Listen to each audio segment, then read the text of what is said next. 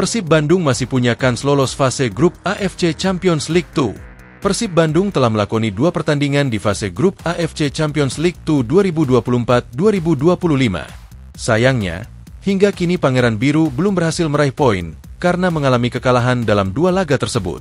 Meski begitu, bek Persib, Nick Kuipers, menyatakan bahwa timnya masih memiliki peluang karena masih ada 4 pertandingan yang tersisa, 2 laga kandang dan 2 laga tandang.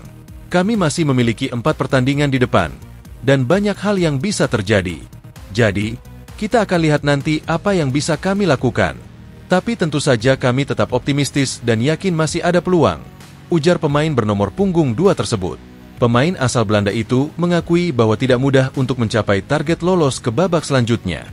Namun, dia menegaskan bahwa seluruh pemain akan berjuang sekuat tenaga untuk memenangkan pertandingan-pertandingan tersisa.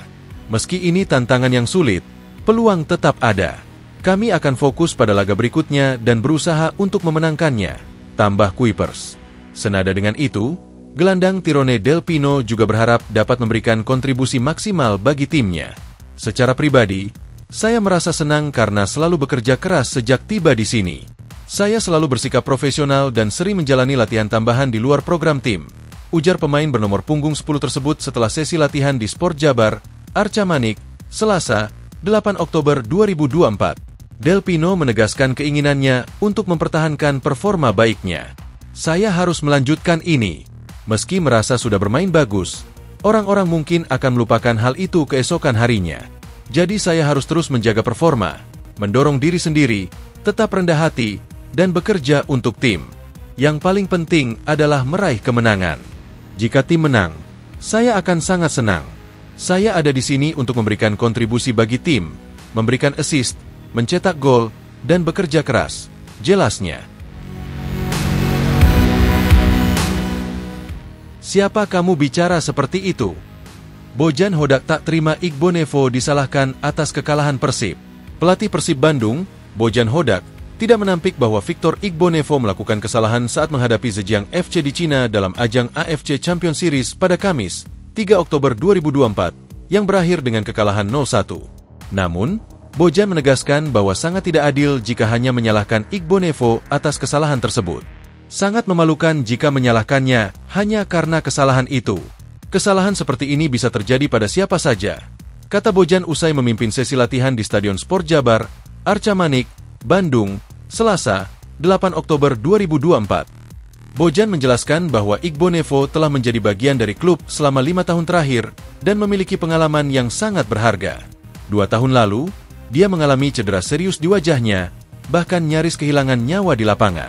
Dan sekarang, beberapa orang berani berbicara agar dia dikeluarkan dari tim. Siapa mereka untuk berkata seperti itu? Ujar Bojan. Menurut Bojan, kesalahan adalah hal yang wajar terjadi di dunia sepak bola, dan Igbonevo sendiri secara terbuka mengakui kesalahannya. Dia datang kepada saya dan berkata, "Maaf coach, itu kesalahan saya." Itu menunjukkan tanggung jawabnya, dan kesalahan seperti ini bisa terjadi pada siapa saja, tambahnya. Bojan juga mengingatkan bahwa saat melawan Port FC, ia menurunkan Irianto yang juga melakukan kesalahan. Namun, ia tidak menyalahkan Irianto karena menurutnya itu bagian dari permainan. Ketika memasuki stadion, hampir semua yang hadir di bawah usia 30 tahun. Mereka seolah berpikir lebih baik dari para pemain yang ada di lapangan, kata Bojan. Bojan juga menyinggung tentang bagaimana banyak orang berpikir mereka tahu lebih baik daripada pelatih, meskipun sebagian dari mereka mungkin belum pernah menendang bola.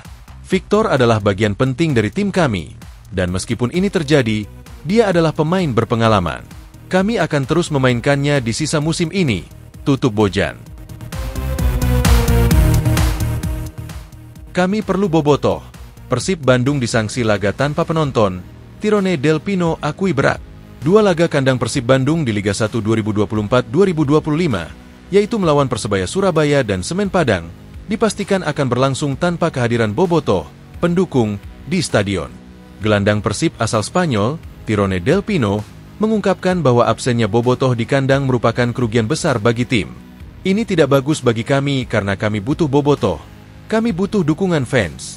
Bermain di kandang jelas lebih menyenangkan jika bobotoh hadir di stadion, ujar Tirone setelah latihan di Sport Jabar, Bandung, Selasa, 8 Oktober 2024. Larangan kehadiran penonton di dua laga tersebut merupakan sanksi dari Komisi Disiplin, Komdis, PSSI sebagai akibat dari kericuhan yang terjadi setelah kemenangan Persib atas Persija Jakarta dengan skor 2-0 di Stadion Sijalak Harupat. Sanksi tersebut melarang Persib untuk menggelar pertandingan dengan penonton di kandang hingga separuh musim kompetisi BRI Liga 1 2024-2025. Rinciannya, dua laga kandang berturut-turut harus dilangsungkan tanpa penonton, yang mencakup pertandingan melawan Persebaya dan Semen Padang. Selain itu, hukuman tambahan juga diberlakukan berupa penutupan sebagian tribun stadion, yaitu Tribun Utara dan Tribun Selatan, selama 3 pertandingan berturut-turut. Persib juga dikenakan denda sebesar Rp295 juta.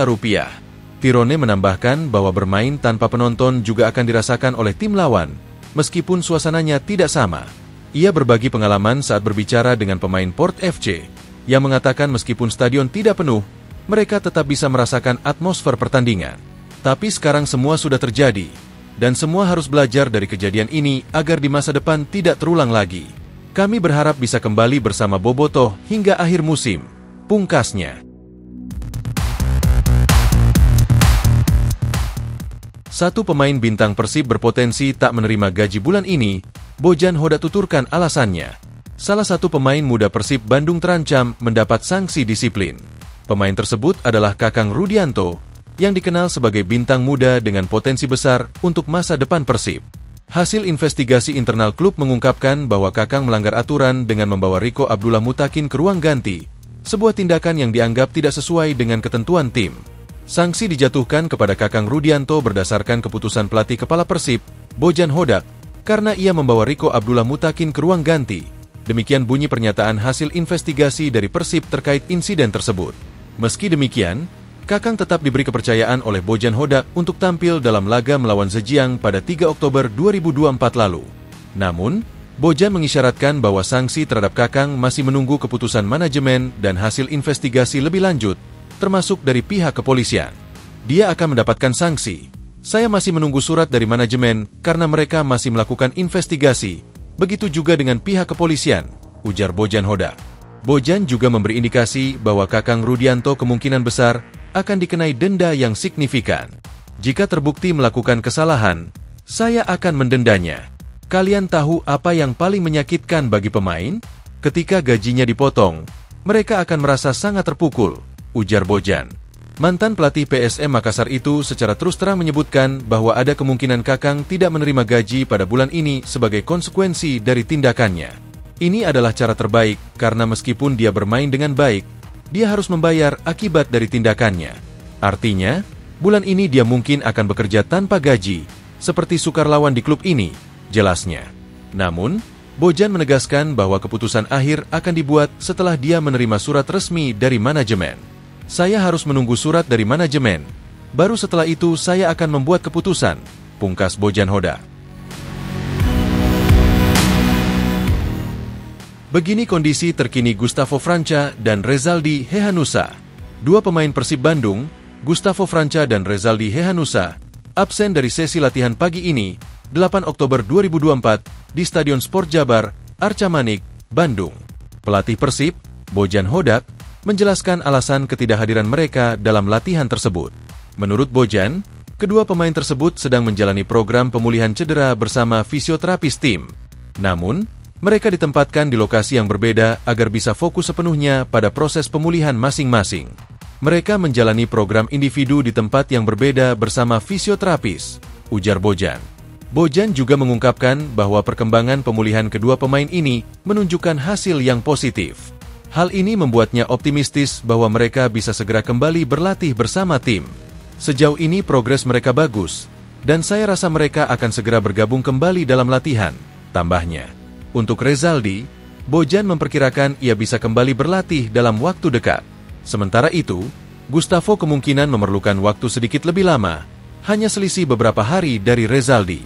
Saya pikir Rezaldi mungkin sudah bisa bergabung latihan besok lusa, sedangkan Franca mungkin 2-3 hari lagi, tutupnya.